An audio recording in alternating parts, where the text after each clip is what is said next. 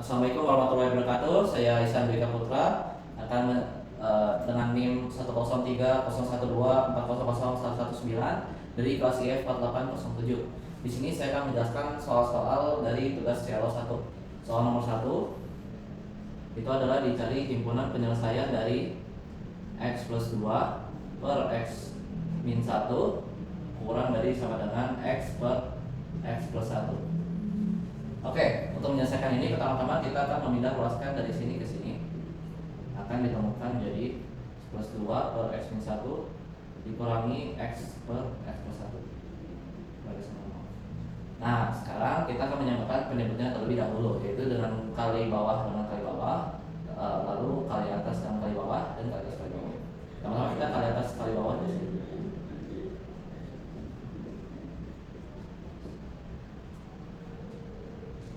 Lalu kalikan X dengan yang ada di sini. Jangan lupa min ya. Lalu untuk penyebutnya tinggal X min 1 dikali X plus 1.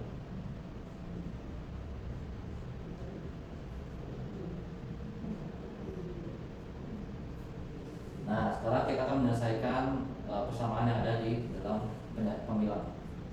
Maka tinggal X dikali X kuadrat, X dikali 1 plus X, 2 dikali X plus 2X plus 2 dikali 1, 2. Lalu sekarang di bagian sini min X dikali X min X kuadrat, min X dikali min 1 menjadi plus X.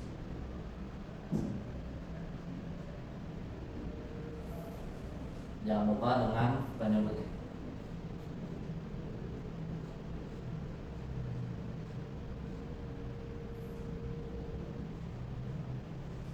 Selanjutnya kita akan menyelesaikan yang ada di pembilangnya. X kuadrat dikurangi X kuadrat sama dengan 0 plus X ditambah 2X sama dengan 3X, 3X ditambah X menjadi 4X. Lalu di sini ditambahkan 2. Dibagi dengan penyebutnya yang masih sama.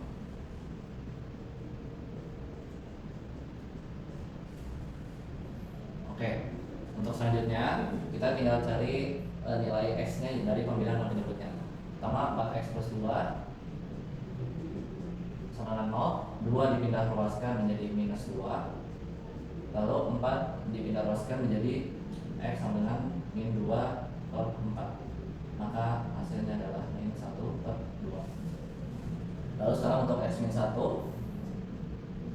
sama dengan 0, maka X adalah 1. Lalu sekarang untuk X plus 1 sama dengan 0 plus 1 dipindah ruaskan menjadi min 1. Nah, sekarang kita akan ke bagian mencari garis fungsinya. Nah, kita akan masukkan dari nilai yang paling kecil ke yang paling besar. Lalu 1 per 2 lalu 1. Nah, karena penyebut itu tidak boleh kurang dari 0, maka penyebut itu harus tidak boleh ikut kosong, kecuali min setengah karena dia ada di bagian pembilang, jadi dia boleh ikut. Untuk mencari apakah bagian sini positif atau minus, pertama-tama kita akan mencoba nilai yang lebih besar, yaitu kita ambil contoh 2 untuk disubstitusikan ke dalam X. Maka 4 dikali 2 8 ditambah 2 10, 2 dikurang 1 sama dengan 1, 2 ditambah 1 sama dengan 3, 1 dikali 3 3, maka 10 dibagi 3 pasti hasilnya adalah positif. Maka kita cantumkan di sini positif. Lalu yang selanjutnya untuk yang min, untuk yang bagian sini kita akan mencoba ambil nilai 0. Maka 4 kali 0 tambah 2 sama dengan 2, 0 dikurangi 1 min 1, 0 ditambah 1 adalah 1 min 1, maka 2 dibagi min 1 adalah hasilnya minus. Nah, untuk selanjutnya maka tinggal mudah saja, tinggal bapak inti plus dari min. Karena ini kurang dari sama dengan 0, maka yang diusir adalah bagian yang minus. Maka himpunan penyelesaiannya adalah infinity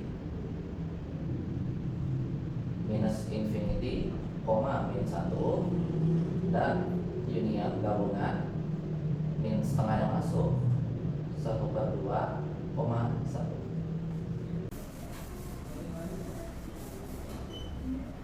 Oke, kita akan lanjut ke soal nomor 3. yaitu carilah persamaan garis melalui titik 3,1 persamaan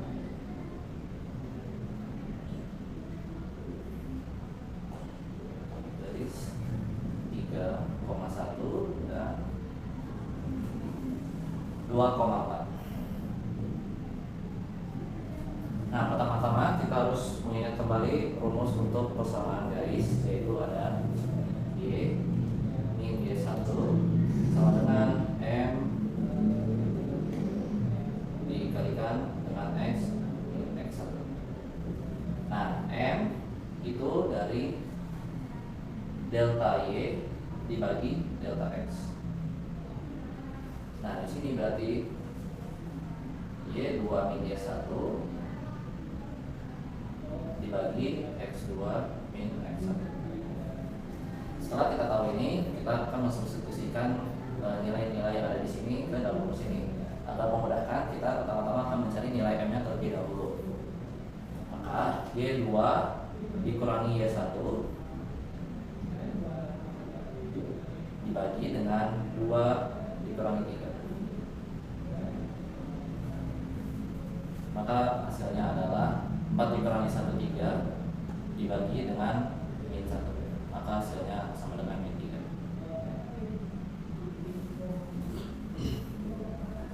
Setelah kita temukan nilainya, maka kita tinggal mensubstitusikan M-nya ke sini.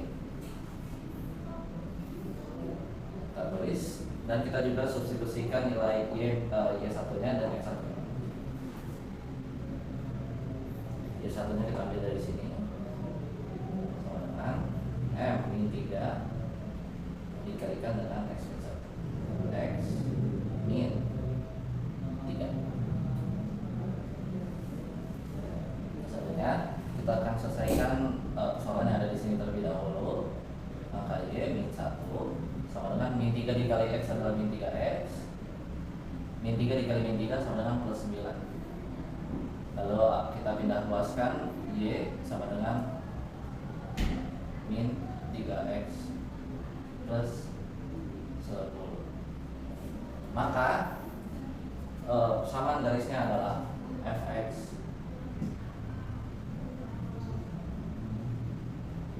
sama dengan min 3X plus 10. Inilah persamaan garis dari diketahuinya titiknya 3,1 dan 2,4. Lanjut ke soal berikutnya.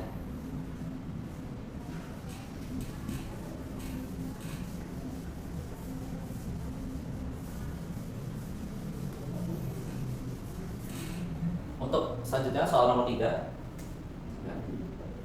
Diketahui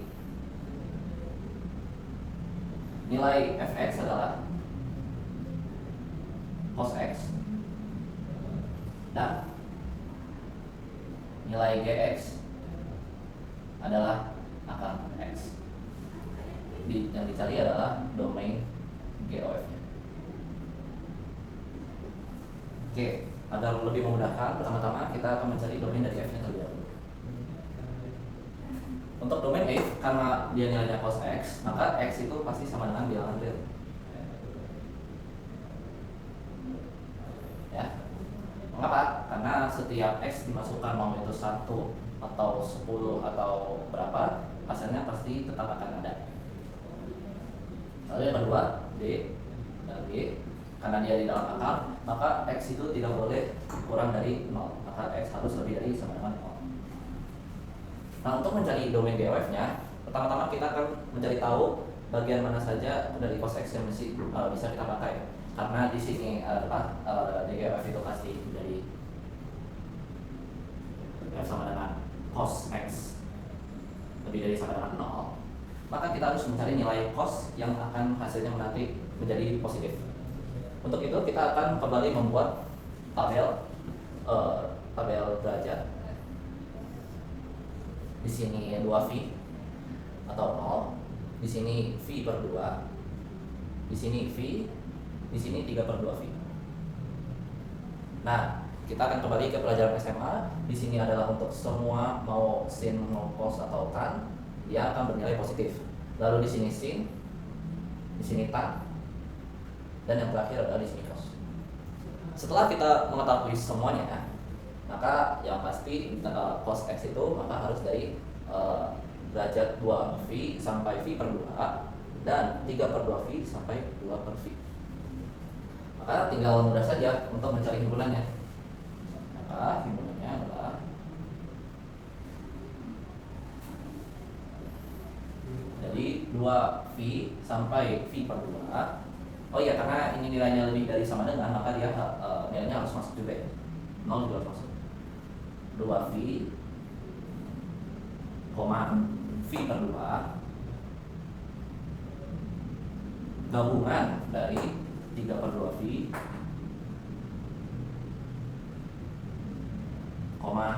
sampai kembali ke 2V.